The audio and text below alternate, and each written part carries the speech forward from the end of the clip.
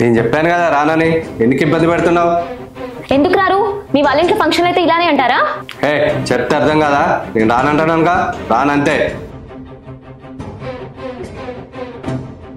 ఎలా రారో నేను చూస్తా. ఏంటి నువ్వు చూసేది? నన్నే కొడతారా? ఎక్కువ మాట్లాడితే ఏం చేస్తానో నాకే తెలియదు.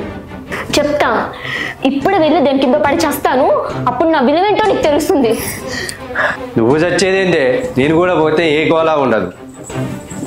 అమ్మా ఆగమ్మా. అమ్మా నాన్న.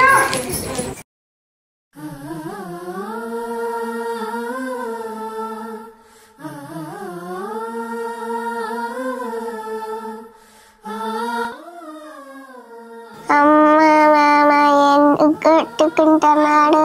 నాకు తెలియదు చెల్లి. అమ్మా నాన్న ఎప్పుడు వస్తాడు? ఏమో చెల్లి, నాకు తెలీదు. అక్క తాతయ్య ఫోన్ చేద్దామంటే నాన్న ఫోన్ పగలగొట్టాడు కదా. అక్క నాకు భయం వస్తుంది. నీకేం భయం లేదు చెల్లి, అమ్మ నాన్న వచ్చేస్తారులే, నేను ఉన్నాను కదా.